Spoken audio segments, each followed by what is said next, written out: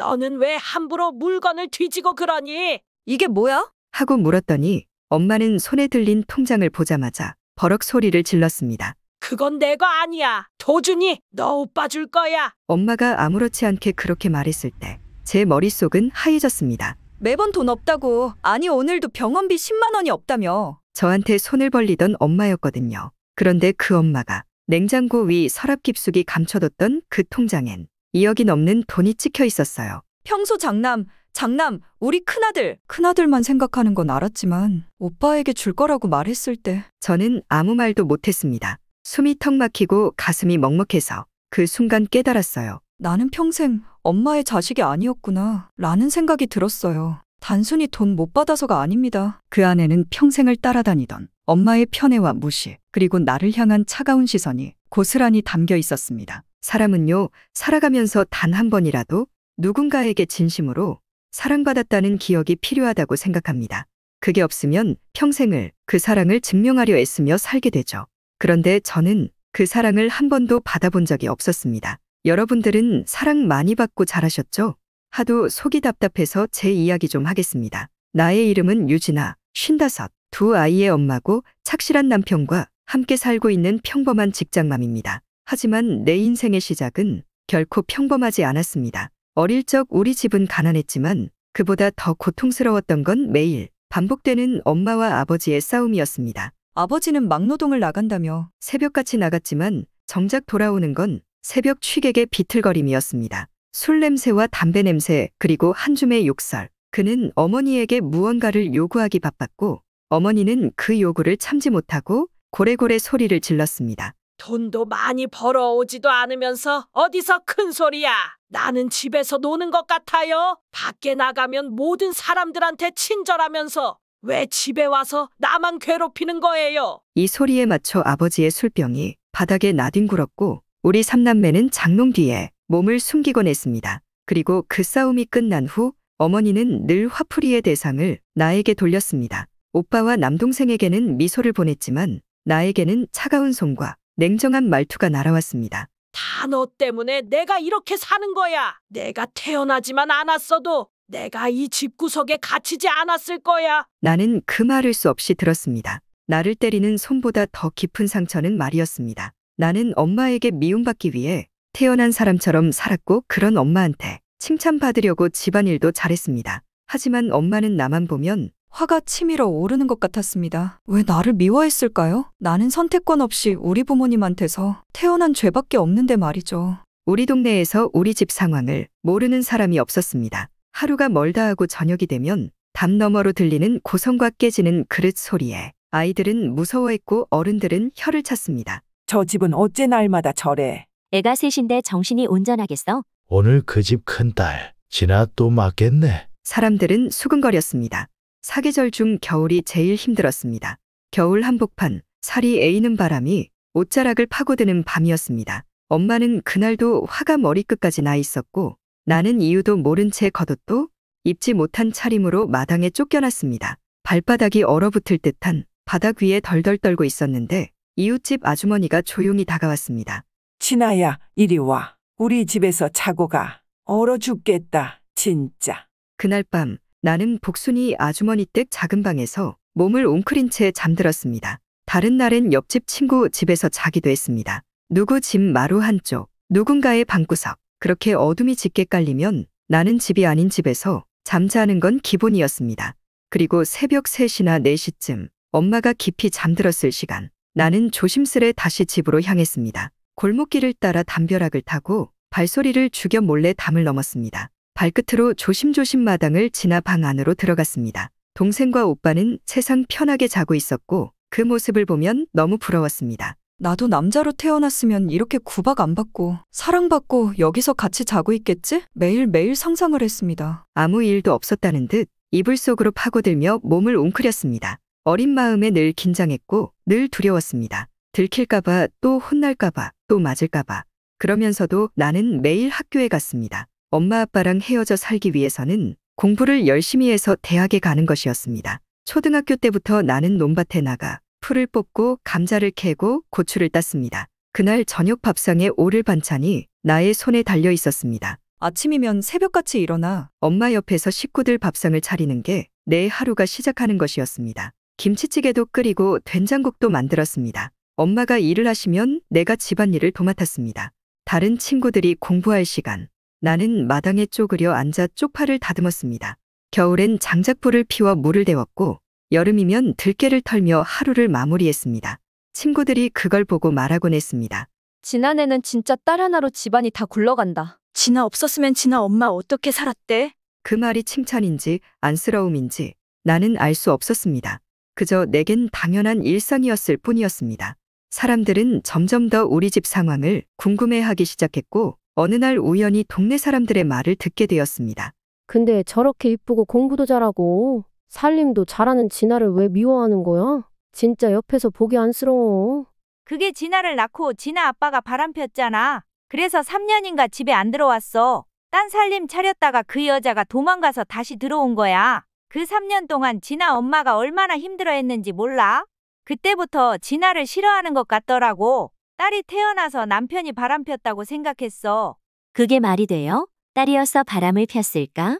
사람들은 수근거리기 시작했습니다. 그러게 그 당시 진아 엄마가 별별 생각을 다 했을 거야. 하긴 온전한 정신이었겠어요. 그렇게 집에 다시 들어와서 그 다음에 수찬이 막내 아들 낳았잖아. 그때 또 딸일까봐 벌벌 떨더라고. 아들 낳고 진아 엄마 엄청 울었던 모습이 생각난다. 이 이야기를 들을 땐 나는 엄마가 너무 불쌍했지만 한편으로는 억울했습니다.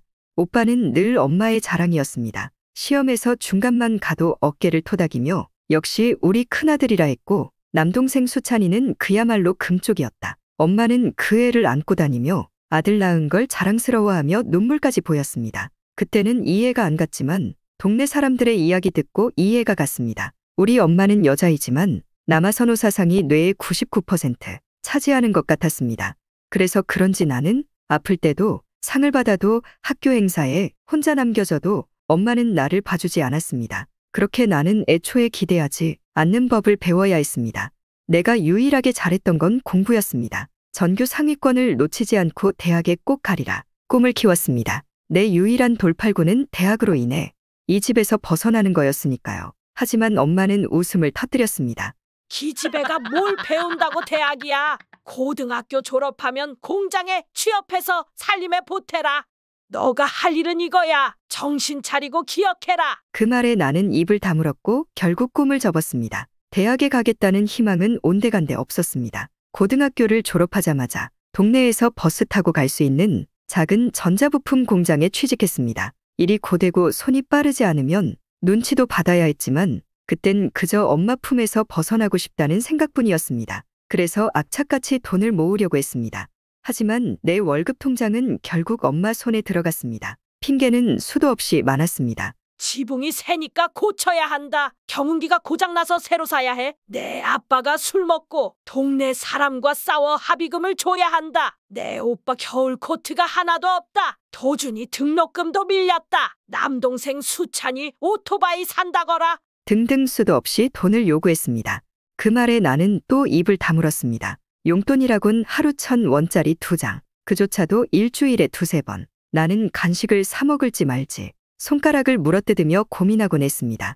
여유돈을 벌 생각을 해보니 내가 잘하는 건 공부였기에 일이 끝나면 중학생 과외를 했습니다. 친구가 소개해준 학생은 가르치며 받는 돈은 내가 유일하게 손에 쥘 수 있는 현금이었습니다. 입소문에 제법 많은 학생들을 가르쳤습니다. 그걸 조금씩 모았습니다. 벗어나기 위한 탈출구 나만의 돈이었습니다. 26살 되던 날 어느 날 아빠가 교통사고로 돌아가시면서 결국 나는 결심했습니다. 좀 더 넓은 경기도 평택으로 가기로. 하지만 엄마는 그 사실을 알고는 화를 냈습니다. 네가 뭔데 어디로 도망을 가? 그러다 남자라도 만나서 결혼이라고 하게 되면 어쩌려고 그래? 그러시며 반대를 했습니다. 하지만 월급을 기존 공장보다 많이 준다고 하니 생각보다 엄마 설득하는 것은 쉬웠습니다. 나는 작은 방을 얻어 그곳에서 다시 시작했습니다. 방 안에는 곰팡이 냄새가 났고 창문은 있지만 열리지는 않았습니다. 그래도 나는 그곳이 너무 좋았습니다. 내 인생에서 처음으로 나만의 공간이 생겼으니까요. 자취방 주인 아주머니는 내게 따뜻하게 대해주셨습니다. 혼자 사는 젊은 여자가 낯설 법도 했을 텐데 오히려 자주 반찬을 나눠주고 퇴근길이면 불 꺼진 방을 보며 전등을 켜놓아 주시기도 했습니다. 어느 날 엄마가 불쑥 찾아왔습니다. 방 안을 훑으며 콧방귀를 뀌더니 이렇게 말했습니다. 이렇게 살아서 언제 돈 모을래?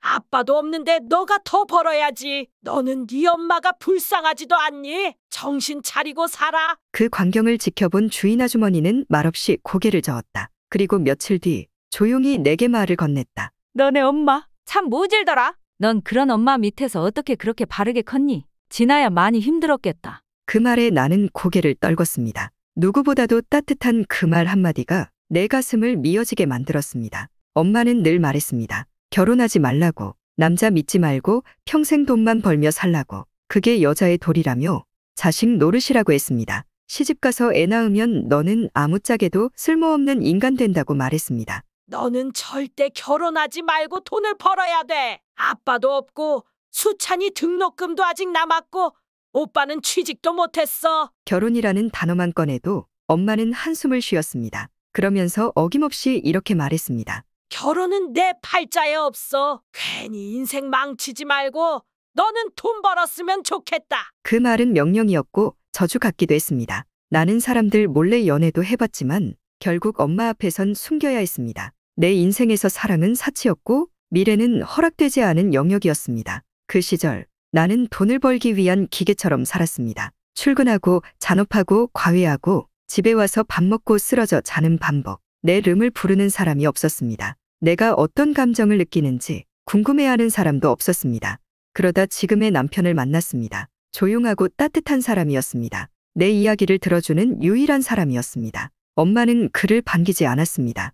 그런 놈한테 시집가면 평생 고생이다. 집안도 별 볼 일 없고. 그래도 나는 결혼했습니다. 결혼하는 조건으로 엄마는 이렇게 말씀하셨어요. 그래, 너가 정결혼이 하고 싶으면 조건은 매달 월급에서 200만 원을 용돈으로 보내줘라. 엄마, 나도 살림도 해야 하고 아기도 생기면 돈 들어갈 때가 많은데 200만 원은 너무 많아요. 못 줄 것 같으면 결혼은 어림도 없다. 고 단호하게 말씀하셨어요. 생활비를 더 이상 줄 수 없다는 말에 엄마는 얼굴을 붉히며 소리쳤다. 연락을 끊고 살자. 내 연락을 끊고 살아요.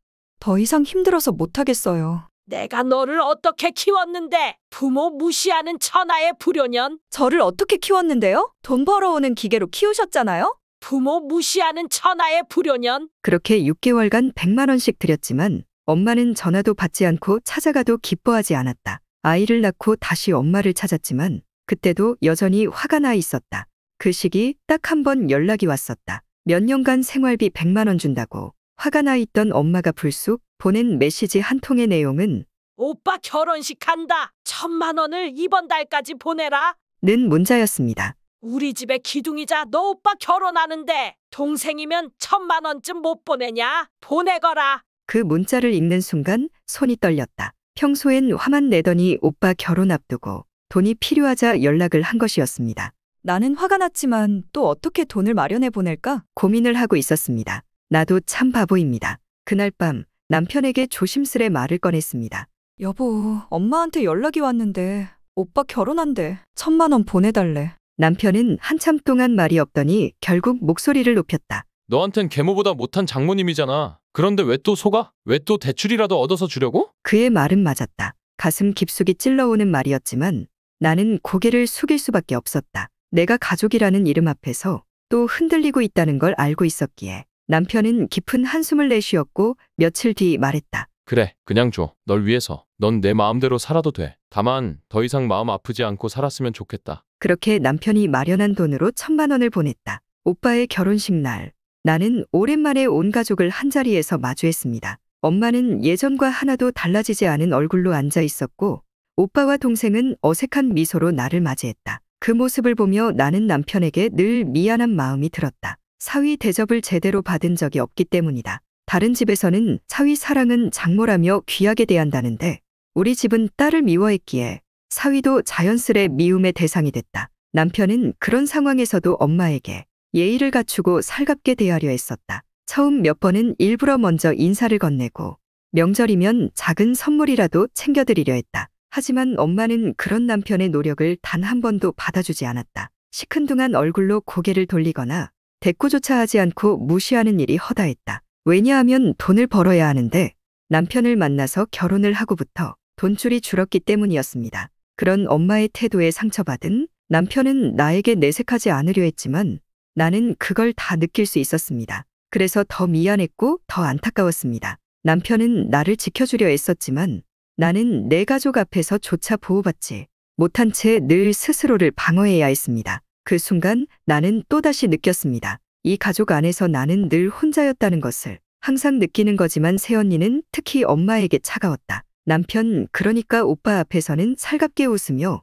어머니, 앉으세요. 하고 말도 곧잘 붙였지만 남편이 자리를 비우기만 하면 눈빛이 달라졌다. 말도 없이 누워있고 엄마가 무슨 말을 해도 대답조차 하지 않거나 심드렁하게 쳐다보며 한숨을 내쉬었습니다. 마치 눈의 가시를 대하듯 대놓고 귀찮아하는 태도였습니다. 시댁에 와도 오래 있질 못했습니다. 명절 당일 아침이면 시계를 자꾸 확인하고 점심을 먹자마자 남편 손을 잡고 우리 이제 가요. 라며 서두르기 일쑤였습니다. 부엌에 발도 들이지 않았고 엄마가 힘들게 준비한 음식에도 저는 이런 거 잘 안 먹어요. 라며 젓가락을 대지 않았습니다. 야채나 과일 반찬 등을 바리바리 싸주면 냉장고에 안 들어가는데? 여보 반찬 먹을 거야? 안 먹을 거지? 안 가져간다. 이렇게 오빠한테 물어보다 안 가져가더라고요. 엄마는 많이 속상해하셨고 큰아들을 안쓰러워하셨습니다. 반면 큰아들이 음식을 안 가져가면 막내 아들은 형 것까지 신이 나서 가져갔습니다.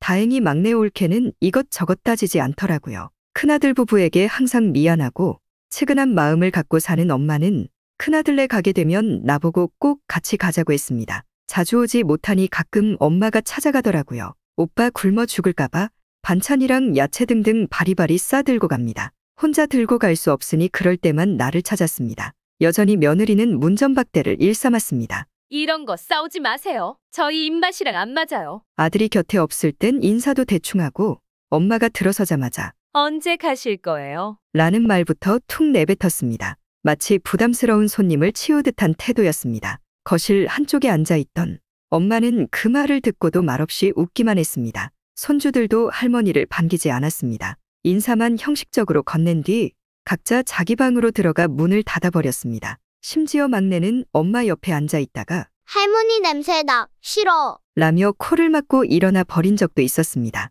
그 장면을 보고도 엄마는 그저 허허 웃으며 요즘 애들은 냄새 예민하더라. 라고 중얼거릴 뿐이었습니다. 그리고 집에 돌아올 때는 꼭 손주들한테 용돈을 두둑히 주셨습니다. 하지만 며느리는 고맙다거나 반가워하지 않았습니다. 그거 얼마나 된다고 주시는 거냐고 되물을 뿐이었습니다. 밥 한 번도 맛있게 차려서 엄마를 맞이한 적도 없었습니다. 참 대단한 며느리를 보셨더라고요. 하지만 그 모습을 본 나는 가슴이 조여왔습니다. 나에게는 그렇게 차갑고 무심했던 할 말 다 하는 엄마였지만 그 차가움을 온전히 되돌려받는 걸 보는 건 또 다른 아픔이었습니다. 하지만 엄마는 큰 며느리에게 화내지 않았습니다. 선우 엄마는 원래 말이 없는 애야. 요즘 애들이 다 그렇지 뭐. 실은 며느리가 예의가 없고 욕심만 많다는 걸 엄마도 알고 있었습니다. 하지만 큰 오빠가 와이프한테 밥도 못 얻어먹을까봐 혹은 집에 더 안 오게 될까봐 엄마는 꼭 참고 있었습니다. 큰 오빠네 집에 갔다가 돌아올 때면 마음이 더 무거워졌습니다. 엄마는 짐을 정리하며 내게 말했습니다. 어둡기 전에 빨리 출발하자. 선우애미야, 나는 이제 간다. 아범 오면 가져온 반찬으로 밥 맛있게 해줘라. 얼굴 보고 가려고 했는데 가봐야겠다. 네, 어머니 일찍 하시는 게 좋겠죠. 아가씨 조심히 운전하세요. 그렇게 인사하고 우리는 헤어지는 게 기본이었습니다. 이렇게 오빠 집에 다녀가는 길에는 또 화가 나서 엄마는 말 한마디 안 하고 집에까지 오셨습니다. 그 초 얼마나 속상하시겠어요. 애지중지 키운 아들 부부가 그 공도 모르고 문전박대의 동네 아줌마 취급하니 많이 혼란스러울 거란 것도 알고 있습니다. 하지만 참 많이 서운했습니다. 모든 아쉬운 일에 나를 부려먹지만 생전 인사 한마디 칭찬 한마디 하지 않는 엄마를 볼 때마다 왜 그럴까 생각을 많이 합니다. 딸아, 오늘 고생했다. 는 말 한마디 없었습니다. 오늘도 역시 집 앞에 내려드리면 차문 닫고 그냥 들어가셨습니다. 나에게는 여전히 냉정했습니다. 그러던 어느 날 엄마가 건강검진을 받았는데 큰 병원 가보라는 통보를 받았다고 병원에 같이 가자고 전화가 왔습니다. 무슨 일만 생기면 그토록 미워하던 나를 찾았습니다. 안 갈 수도 없었습니다. 나도 참 바보처럼 또 회사에 월차를 내고 엄마를 모시러 갔습니다. 엄마의 상태는 생각보다 심각했습니다. 조직 검사를 받고 결과 기다리는 동안 너무 초조했습니다. 긴 대기 끝에 받은 검진 결과는 암이었습니다. 의사는 조심스레 말했습니다. 위암 사기입니다. 이미 많이 진행된 상태고요. 항암 치료도 해야 하고 수술 날짜를 잡고 가세요. 그 말을 듣는 순간 머리가 하얘졌다. 엄마는 의사의 말을 들으면서도 담담하게 앉아 있었습니다. 그러고 보니 항상 소화가 안 된다고 조금씩 드시거나 안 드셨던 것이 생각이 났습니다. 수술 예약을 하고 돌아오는 길, 차 안은 적막했습니다. 나는 운전대를 잡고 있었고 옆자리에서 창밖을 멍하니 보던 엄마가 무겁게 입을 열었습니다. 혹시 모르니까 오늘은 너가 집 대청소 좀 하고 집에 가라. 웬 청소를 해요? 수술만 하고 올 건데. 엄마도 많이 걱정이 되는지 목소리가 떨렸다. 그렇게 엄마는 집에 도착할 때까지도 아무 말 없었다. 집에 도착해서 나는 청소를 하기 시작했고 한동안 음식을 안 해 드실 것 같아서 냉장고도 청소를 했다. 냉장고 위에 깊숙이 상자 하나가 있었는데 그 안에는 낡은 통장이 들어 있었습니다. 무심코 열어보니 내 눈에 믿기 힘든 숫자가 찍혀 있었습니다.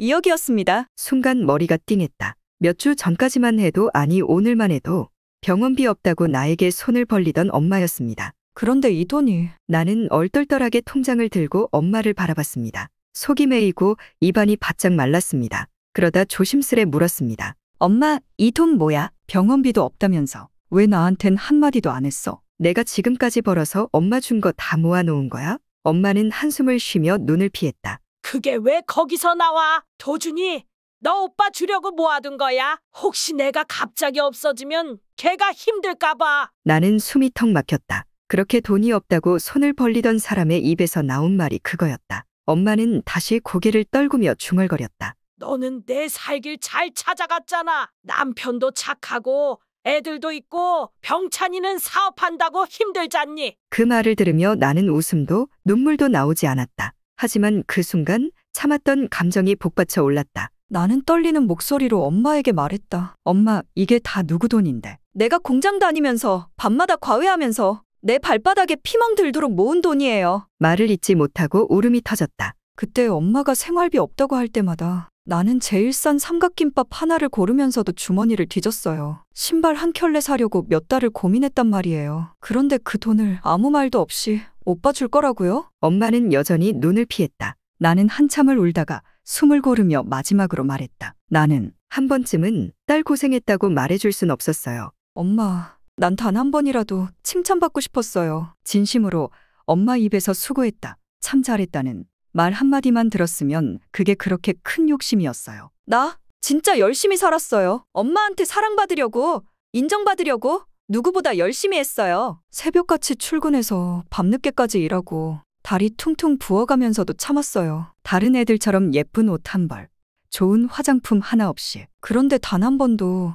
번도 엄마는 나를 예뻐한 적 없잖아요. 무슨 말을 해도 그딴 소리 말고 돈이나 벌어라며 고개를 돌렸잖아요. 나 엄마한테 한 번쯤은 꼭 듣고 싶었어요. 진아야, 너 정말 잘했다고. 그 말이 그렇게 어려웠어요? 진심이 아니어도 돼. 그냥 말이라도 해주지 그랬어요. 그게 그렇게 힘들었어요.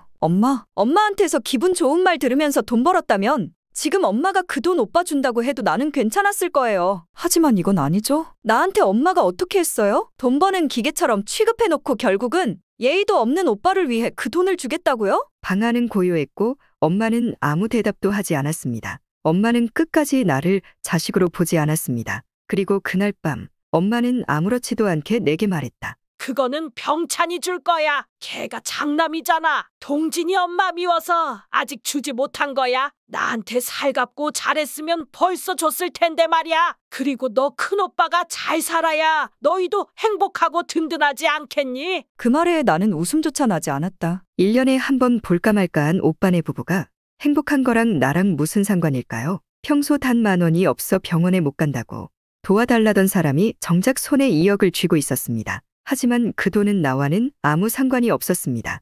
오로지 큰아들 도준이의 몫일 뿐이라는 말에 가슴이 미어졌습니다. 나는 참았던 울음을 꾹 삼킨 채 떨리는 목소리로 물었습니다. 그래서 그 돈 큰오빠 줄 거면 엄마 병원비는요? 수술비는? 항암치료비는? 다 합치면 수천만 원이 들지도 몰라요. 그건 어떻게 하실 건데요? 또 내가 치료비 준비해야 해요? 나는 은행에 돈 맡겨놓고 쓰나요? 최서방 보기도 민망해요. 엄마는 말이 없었습니다. 고개를 숙인 채 손끝만 만지작거렸습니다. 나는 더는 참을 수 없었습니다. 감정이 폭발했습니다. 엄마, 내가 지금까지 엄마 생활비, 병원비, 누구 돈으로 그렇게 병원에 모시고 다녔는지 기억도 안 나요. 택시비, 약값, 간병비까지. 큰오빠는 전화 한 통 안 하잖아요. 그런 사람한테 2억을 다 줄 거면서 앞으로도 엄마 병원비는 내가 알아서 해야 하는 거예요? 내 말이 끝나기도 전에 눈물이 흘러내렸습니다. 지금도 엄마 아프다니까 또 나 불렀잖아요. 항상 언제나 오늘도 내일도 무슨 일 생기면 결국 딸인 나만 찾았으면서. 그런데 그 고생을 다 한 나한텐 아무것도 안 남기고 다 오빠 줄 거라고요? 지금도 나를 자식으로 안 보는 거예요. 나한텐 고맙다는 말도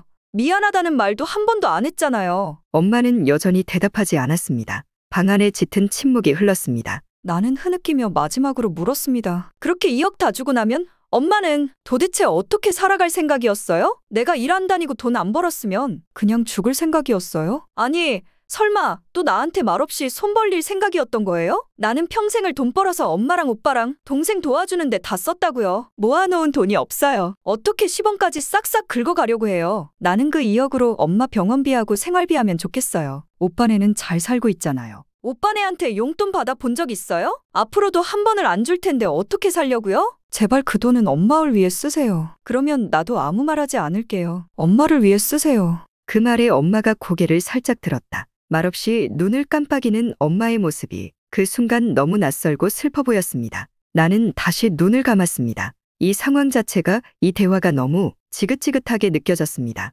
그거는 큰오빠 줄 거야. 너는 너 살길 잘 찾아갔잖아. 엄마는 똑같은 말만 반복적이었고 그 순간 정말 어이가 없는 말을 하셨습니다. 너가 치료비 낼 거면 나 찾아오고 치료비 안 낼 거면 앞으로 나 찾아오지 말거라. 이게 말인가요? 막걸리인가요? 또 최악의 조건으로 내가 또 어쩔 수 없이 도와줄 거라 생각했던 것 같았습니다. 하지만 이번에는 더 이상 엄마 말을 따르고 싶지 않았습니다. 나는 결국 연락을 끊었습니다. 남편도 아이들도 더 이상 엄마와 얽히지 않게 했습니다. 처음엔 매일같이 전화기만 바라봤습니다. 혹시라도 다시 연락이 올까봐, 엄마가 미안하다고 말해올까봐. 하지만 그런 일은 일어나지 않았다. 몇 달이 지나자 마음속에서 무언가가 조용히 사라져갔습니다. 마음을 내려놓으니 서운함도, 기대도, 분노도 그냥 무감각해졌습니다. 그리고 아이들과 함께하는 시간이 점점 늘어났고 남편과의 대화도 웃음이 많아졌습니다. 주말이 되면 나는 엄마 집 대신 여행을 택했습니다. 논일, 밭일이 있을 때면 엄마가 차갑게 내게 일을 떠넘기던 기억이 떠올라 일부러 외식을 했습니다. 그렇게 하나둘씩 엄마 없는 삶에 익숙해졌고 그게 더 평화롭다는 걸 알게 되었습니다. 하지만 어느 날 동생 수찬이에게 전화가 왔다. 무심한 목소리로 말했다. 엄마 돌아가셨어. 나는 핸드폰을 쥔 채 한참을 말없이 서 있었습니다. 눈물이 나지 않았습니다. 그저 담담하게 짐을 챙겼습니다. 장례식장에 도착했을 때 가장 먼저 느껴진 건 냉기였습니다. 조문객 몇 명과 조용한 조문실. 그런데 그보다 더 싸늘했던 건 오빠와 수찬이의 표정이었다. 둘은 서로 인사조차 하지 않았습니다. 같은 공간에 있으면서도 마치 남처럼 행동했습니다. 나는 눈치채고 말았습니다. 두 사람 사이에 무언가 심각한 균열이 있다는 것을 뒤늦게 알게 된 사실이었습니다. 엄마가 수술하기 전 결국은 2억에서 돈을 썼고 남은 돈 일부와 집을 오빠한테 미리 넘겼다는 이야기. 그런데 그걸 동생이 알게 되었고 평소에도 자신이 더 많이 희생했다는 생각을 갖고 있던 동생은 크게 분노했다고 합니다. 오빠는 오히려 억울하다고 했대요. 자신은 사업도 어렵고 엄마한테 큰 도움받은 적도 없다며 그 돈이 당연한 몫이었다고 주장했다고 합니다. 우리 오빠 어쩌면 좋을까? 가장 큰 도움받고 가장 큰 사랑을 받은 사람은 오빠인데 당사자는 어떻게 모를 수가 있을까? 그 말을 듣는 순간 오빠 뒤통수를 한 대 휘려치고 싶었습니다. 남동생 또한 지 혼자 살겠다고 나몰라라 하더니 엄마 아프면서 오래 못 살 것 같으니 재산 더 받을 생각에 내 역할을 잠시 한 것뿐이었더라고요. 에라이 둘 다 염치도 없네요. 서로의 입장은 평행선을 달렸고 장례식장이라는 자리에서도 두 사람은 각자의 구역에서만 움직였습니다. 말 한마디 없이 눈길 한 번 주지 않고 나는 그 모습을 보며 생각했습니다. 엄마가 끝까지 갈라놓은 가족이 여기 있구나. 평생을 큰아들 하더니 사랑도 유산도 인정도 늘 차별로 시작해 불신으로 끝난 결과였습니다. 장례식장에서 마주한 오빠와 수찬이는 서로 눈도 마주치지 않았고 각자의 짐만 챙기고 떠났습니다. 누구도 엄마의 손을 잡아주지 않았습니다. 울음을 터뜨리는 사람도 없었습니다. 그저 조용히 의무처럼 진행된 장례식이었습니다. 엄마는 결국 자식들에게 아무런 따뜻함도 남기지 못한 채 외롭게 생을 마감했습니다. 나는 마지막으로 엄마의 얼굴을 보며 조용히 말했다. 엄마, 이제 됐어. 이젠 나답게 살게. 눈을 감은 엄마의 얼굴은 평온해 보였지만 나는 그 얼굴에서 평생을 쥐고 흔들던 엄마의 그림자를 지우고 싶었습니다. 미움과 원망, 갈망과 서러움, 그 모든 감정을 이별이라는 두 글자에 담아 조용히 놓아주었습니다. 그날 이후 나는 아주 천천히 내 삶을 다시 시작했습니다. 처음엔 공허했습니다. 하루 종일 아무 일도 없는데도 이유 없이 눈물이 났고 텅 빈 마음을 쥐어짜듯 허기를 느꼈습니다. 그러나 그 시간을 지나면서 조금씩, 아주 조금씩 내 안에 틈을 메워갔습니다. 아이들의 웃음소리가 내 마음에 햇살을 들여놓았고 남편의 따뜻한 손길이 내 굳은 어깨를 풀어주었습니다. 나는 서툴지만 내 아이들에게만큼은 다짐했습니다. 절대 외롭게 키우지 않겠다고. 사랑한다는 말을 매일 해주고 안아주고 눈을 바라보며 칭찬해주는 엄마가 되겠다고. 이제 나는 누군가의 딸이 아니라 누군가의 엄마로 살아갑니다. 과거의 상처에 기대지 않고 그 상처를 이겨낸 나로서 지금 나는 사랑받는 아내로 내 아이들에게 사랑을 듬뿍 주는 엄마로 살아가고 있습니다. 더 이상 엄마의 시선에 휘둘리지 않고 누구의 인정도 바라지 않는다. 드디어 진짜 나로서 세상 가장 온전한 모습으로 살아가려고 합니다. 저를 응원해 주신다면 구독과 좋아요 부탁드립니다.